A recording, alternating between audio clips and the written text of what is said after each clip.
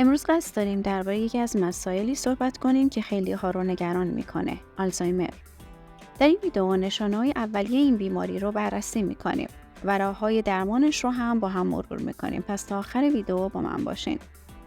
آلزایمر یه بیماری عصبیه که بر مغز تاثیر میذاره و موجب مرگ سلول‌های مغزی میشه که از دست رفتن حافظه و نیروی شناخت رو به دنبال داره. اصلی ترین ویژگی این بیماری این هستش که ارتباط بین نورون‌های عصبی از بین میره و اطلاعات نمیتونن به راحتی بین مناطق مختلف مغز و همچنین بین عضلات و اندام‌ها عبور کنن. برای همین هستش که علاوه بر مشکلات مغزی، سایر مشکلات رفتاری و حرکتی هم به وجود خواهد آمد. علت دقیق بیماری آلزایمر به طور کامل شناخته نشده، اما شواهد نشون میده که پروتئین‌های مغز عملکرد طبیعی خودشون رو از دست میدن که باعث اختلال در کار سلول‌های مغزی و ایجاد یه سری رویدادهای سمی میشه. نورون‌ها آسیب می‌بینن، ارتباط خودشون رو با همدیگه از دست میدن و در نهایت میمیرن. در واقع علت اصلی آلزایمر علت تغذیه‌ای هست. کمبود برخی املاح باعث کوچک شدن ناحیه هیپوکامپ میشه که دلیل اصلی آلزایمره. امروز در این ویدیو ابتدا به 6 علامت اولیه آلزایمر اشاره می‌کنیم و بعد راهکارهایی رو ارائه میدیم که چگونه میتونید روال زوال عقل و معکوس بکنید و اون رو از خودتون دور بکنید. حالا بیایید ببینیم نشانه‌های اولیه این بیماری چه چیزایی میتونه باشه. اولیش دشواری در انجام فعالیت‌های آشنا هست، مثل رانندگی که فرد در هنگام رانندگی در یک مسیر آشنا گم میشه. دومیش دشواری در تعیین زمان یا مکان هست. افراد مبتلا به آلزایمر بیشتر از قبل در مورد مکانی که در اون هستن، چجوری به اونجا رفتن، چرا اونجا هستن، فراموشکار میشن. 3 از دست دادن بینایی هست. 4 دشواری در یافتن کلمات مناسب به نحوی که فرد ممکن در اواسط صحبتاش مکث بکنه و قادر به پایان دادن جملاتش نباشه. 5 قرار دادن اشیا در مکانهای اشتباه. در این حالت فرد اشیا رو در مکانهای غیر معمول قرار میده و نمیتونه مواردی رو که گم کرده به راحتی پیدا کنه. 6 تغییرات رفتاری و شخصیتی. نوسانات شدید خلق و خو و شخصیت مثل سردرگمی، افسردگی، اضطراب هم از علائم اولیه آلزایمر هست.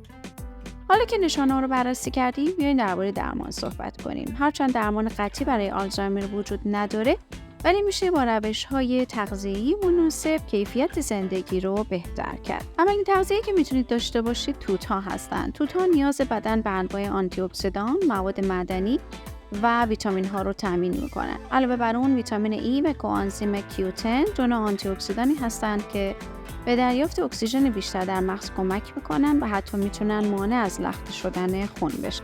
2 سبزیجات دارای برگ سبز. این نوع سبزیجات مثل اسفناج و کاهو و مخصوصاً کرم بروکلی حاوی مواد معدنی هستند که عملکرد مغز رو تقویت میکنن. در افراد مبتلا به بیماری آلزایمر سطح آمینو اسیدی بالا هست. B12 و اسید فولیک سطح آمینو اسیدی رو در خون کاهش میده. تحقیقات نشون داده که ترکیبات موجود در کرم بروکلی ممکنه در کاهش التهاب‌ها و ایجاد سلول‌های عصبی سالم تاثیرگذار باشه. مصرف مرتب کرم بروکلی میتونه به کاهش ریسک ابتلا به آلزایمر و پارکینسون کمک بکنه. مصرف کرم بروکلی همچنین میتونه به مدیریت استرس و افزایش سطح آرامش و روانشناختی هم کمک بکنه. 3 ماهی. دریافت هسته چرب امگا 3 موجود در انواع خاصی از ماهی مثل ماهی قزل‌آلا برای سلامت مغز بسیار مفیده. 4 آجیل. مطالعات نشون داده که آجیل‌هایی مثل گردو و بادام حاوی ویتامین ای و فلوونوئیدهایی هستند که میتونن به محافظت از مغز شما کمک بکنن. همچنین ویتامین‌های گروه B به ویژه B6 و B12 و تیامین که در مخمر، جوانه گندم، برنج قهوه‌ای، دانی سویا، جوی دوسر، عدس، تخمی آفتابگردان وجود دارن برای سلامت مغز خیلی مفیدن. 5 دارچین.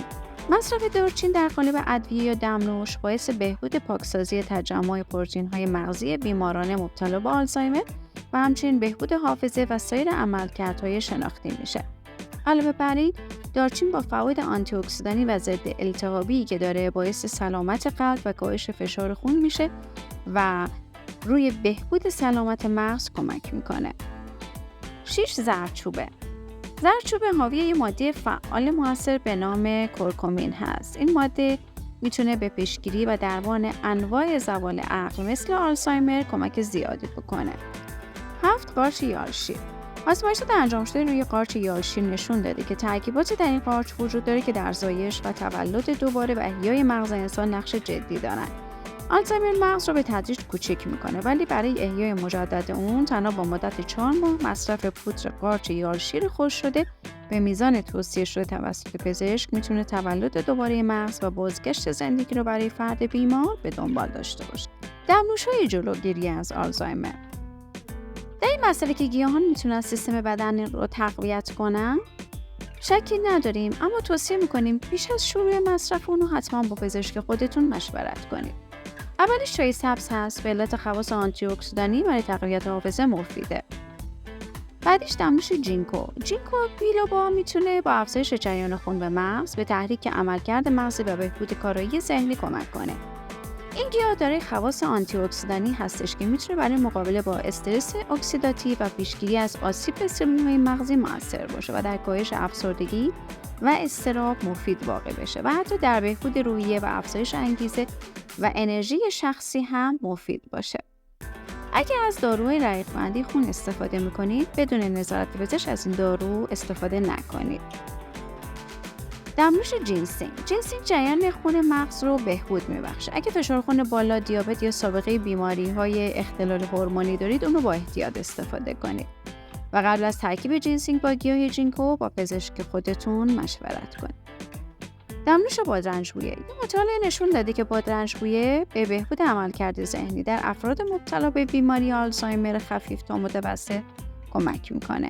بادرنج‌بویه مثل یک آرامبخش ملایم عمل میکنه. اخیراً هم یه مخلوط گیاهی از 11 گیاه دارویی به نام چوتوسان به بازار اومده که مصرف اون تاثیر زیادی برای درمان آلزایمر داره، چون به بهبود حافظه و یادگیری کمک زیادی میکنه و میتونه سرعت پیشرفت بیماری آلزایمر رو آهسته کنه. خب دوستان، با این اطلاعات و نشونه ها میخوایم که اگر تجربه‌ای در این زمینه دارید حتما تو کامنت ها بنویسید و یادتون نره که این ویدیو رو با دوستان و خانواده هاتون به اشتراک بذارین، شاید کسی نیاز به اطلاعات بیشتری داشته باشه. خیلی ممنون که تا آخر این ویدیو با من بودین. امیدوارم اطلاعاتی که دادیم به شما کمک کرده باشه. فراموش نکنید که برای ویدیوهای بیشتر ما رو سابسکرایب کنید.